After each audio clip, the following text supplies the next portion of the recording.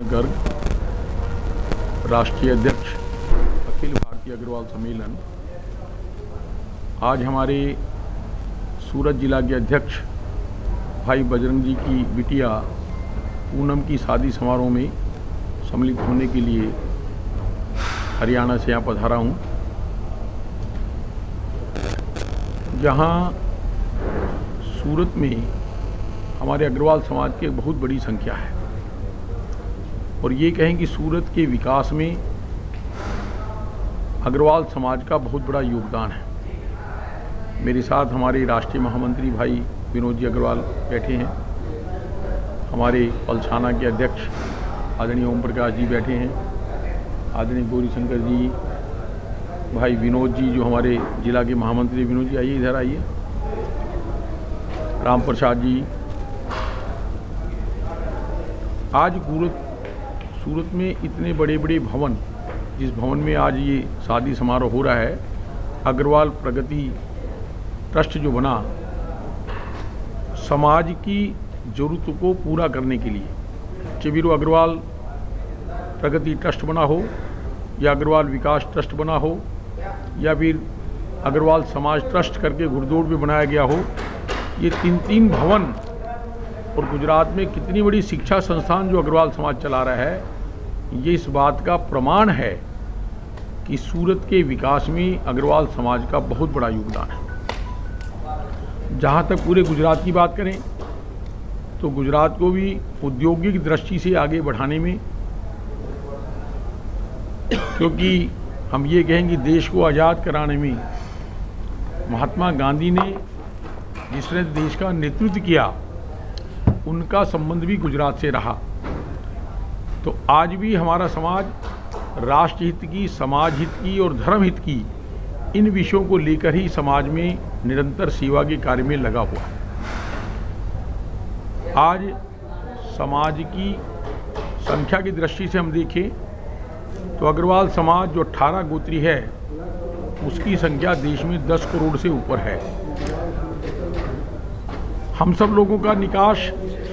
अग्रोहा से रहा और अग्रोहा कलयुग में धर्म का केंद्र रहा। आज ये कहें कि दुनिया में जो भारतीय संस्कृति की जो पहचान है, उस भारतीय संस्कृति को जिंदा रखने में अग्रोहा गणराज्य का बहुत बड़ा योगदान रहा। कलयुग के प्रारंभ में अग्रोहा जो नगर बसा, वो किसी बैकुंठ धाम से कम नहीं था। आज जो स्मार्ट सिटी की हम चर्चा करते हैं, मैंने जैसे सूरत की शुरू में आपसे चर्चा करी, सूरत के विकास में जैसे समाज ने योगदान दिया, सब समाजी चिंता की, ये सब संस्कार कहाँ से मिले? अग्रोहा से ही मिले। यहाँ तक कि सूरत में लॉ एंड ऑर्डर रखने के लिए जो पुलिस थाने का निर्माण भी है, वो अग्रवाल समाज के बंधुओं ने किया। यहाँ के प्रतिभाशाली मेधावी लोगों को शिक्षा का अच्छा ज्ञान मिले, उसके लिए हमने स्कूल भी और कॉलेज का निर्माण कर समाज को एक बहुत बड़ा तोहफा दिया। तो आज इस अवसर पर मैं इतना कहना चाहूँगा कि देश के निर्माण में, देश की विकास में, देश की आज़ादी में इस अग्रवाल समाज का बहुत बड़ा योगदान है। यहाँ गुजरात के लोग ये महसूस जरूर करते हैं कि गुजरात की जो 182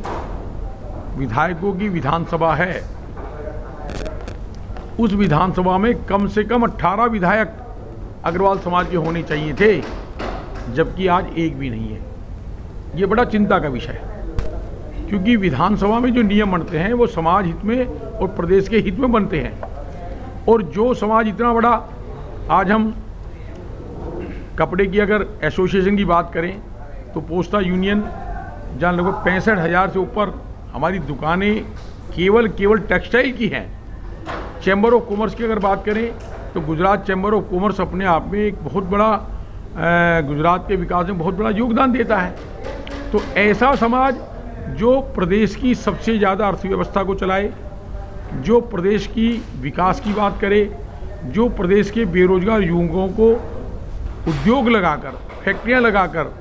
व्यापार को बढ़ाकर उनको रोजगार दे, उस समाज का विधानसभा में प्रतिनिधित्व नहीं होना चिंता का विषय है। इसलिए मैं, क्योंकि आदरणीय मोदी जी को बनाने में भी अग्रवाल समाज का बहुत बड़ा योगदान रहा है, हम सब लोग राष्ट्रभक्त लोग हैं, धर्मपरायण लोग हैं, और मोदी जी ने जिस तरह से राम मंदिर के निर्माण में एक बहुत नीति से काम लेकर सुप्रीम कोर्ट से जो फैसला कराया, आज बनारस में जो काशी विश्वनाथ के मंदिर का जो निर्माण कराया, आज स्थान स्थान पे जो हिंदू धर्म की जो हमारी गरिमा थी उसको स्थापित करने में जो उन्होंने योगदान दिया, तो ऐसी समाज की चिंता करने वाले नेतृत्व से भी हम मांग करेंगे कि गुजरात का और चहुमुखी विकास करने के लिए आज हिंदुस्तान का हर नागरिक महसूस करता है कि चाइना का घटिया माल आकर हिंदुस्तान में ना बिके, हमारे यहाँ जो करोड़ों बेरोजगार नवयुवक हैं उनको रोजगार मिले। तो कब संभव होगा? जब गुजरात प्रदेश की उद्योग नीति, व्यापार नीति बड़ी सरल बनेगी, गुजरात की विधानसभा में व्यापारी वर्ग को पूरा प्रतिनिधित्व मिलेगा, गुजरात की विधानसभा में अग्रवाल समाज को प्रतिनिधित्व मिलेगा, तो निश्चित रूप से गुजरात देश के जहां आज प्रगति में आगे बढ़ा है और आगे बढ़ने में एक बहुत बड़ा योगदान मिलेगा। तो इस अवसर पर मैं इतना ही कहूँगा कि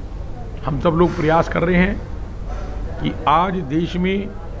या पूरी दुनिया में जो पश्चिमी सभ्यता के नाते हमारी भारतीय संस्कृति का जो छीन हुआ, उसको हम पुनः उसका निर्माण करें, संस्कारी समाज का निर्माण करें, समाज में फैली कुरीतियों को दूर करें और अग्रोहा को एक तीर्थ स्थल के रूप में, जहाँ से पूरी दुनिया में धर्म का एक महक फैली थी,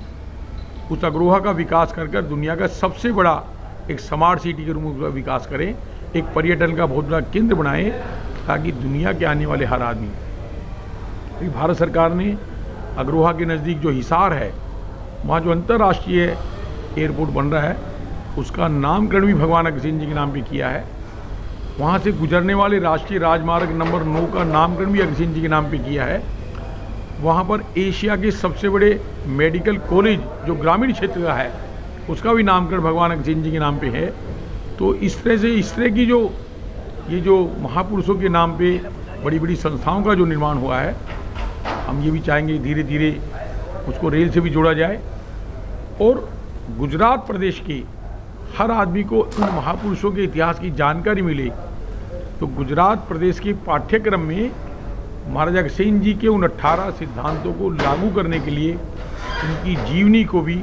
पाठ्यक्रम में शामिल किया है। आज के अवसर पर मैं इतनी बात कहना चाहूँगा। बाकी हमारे राष्ट्रीय महामंत्री बैठे हैं, हमने 18 अभी जन आशीर्वाद यात्राओं का प्रारंभ किया अग्रोहा से, जो पूरे देश में भ्रमण करेंगी। और क्योंकि दिवाली पे जिस लक्ष्मी जी का हम पूजन करते हैं, उन आद्य महालक्ष्मी के अवतरण का कोई स्थल है तो वो अग्रोहा है। इसलिए भी अग्रोहा का पूरी दुनिया के लिए महत्व है, केवल अग्रवालों के लिए नहीं है, छत्तीस बिरादरी के लोगों के लिए अग्रोहा का महत्व है। हम सब लोग मिलकर उसका चहुमुखी विकास करें।